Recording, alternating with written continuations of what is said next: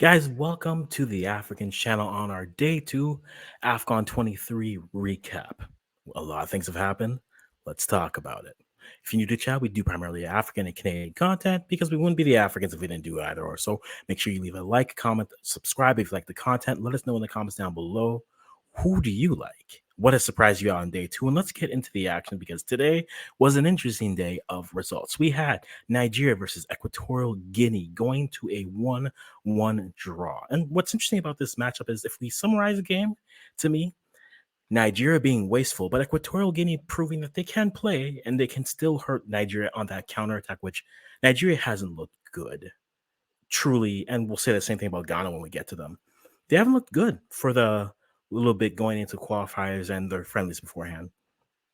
And the conversation point that I always have is after a while, a team is what they've been showing us consistently, right? You can't complain and say a team isn't or is better than what the record is when the record shows that they are.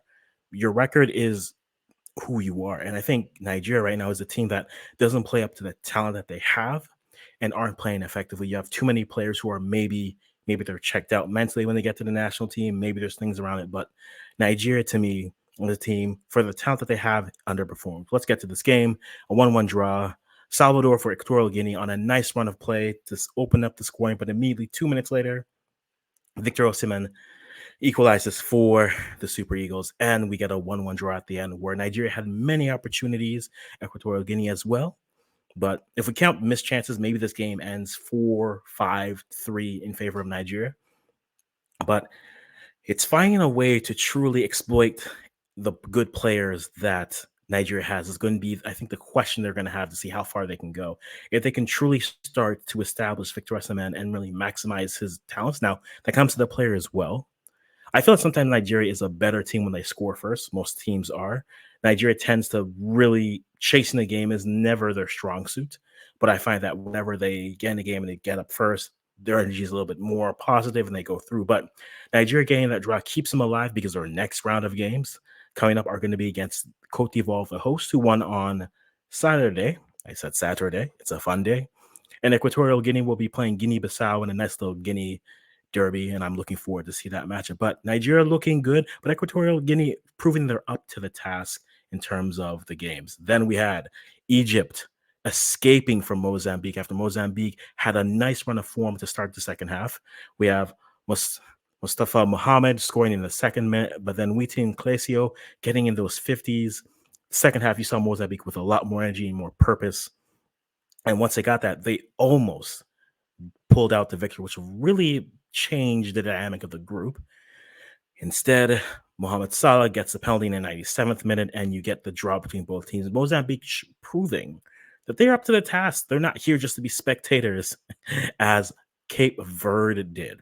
They're not here to be spectators either, getting a 2-1 win over Ghana. And I'll be honest, as a Ghanaian myself, this game was Cape Verde's to win, and they deserved it. Ghana played better in the second half, but at halftime, you were looking at possession about 60 for Cape Verde versus Ghana at 40%, and they truly had the better run of the play for different moments until the end. Transitioning, Alexander Jiku had a great match, but he can't do anything. He can't do everything. He can't stop all the goals and score all the goals, but he nearly did both.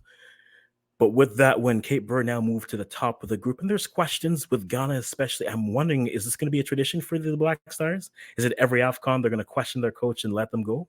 We will see. They didn't have Kudus. Teams all have injuries, so there's no excuse. Their next matchups will be interesting as Ghana takes on Egypt next, with Cape Verde taking on Mozambique. And the winner of that game, Cape Verde versus Mozambique, will be very curious to see. Probably gets himself in a good position to finish in second place in the group. You guys let me know in the comments below who impressed in these three games, even the fourth one, the opening matchup, who you're liking, and have your predictions change. Let me know in the comments below. We're going to be here with a live tomorrow, following up on the games from Group C. Group C looking very enticing. Senegal playing Gambia, and then Cameroon playing Guinea. A nice setup of matchups. Very much looking forward to see how they play out. But until then, guys, this has been a question from the African saying, enjoy AFCON, and bye-bye for now.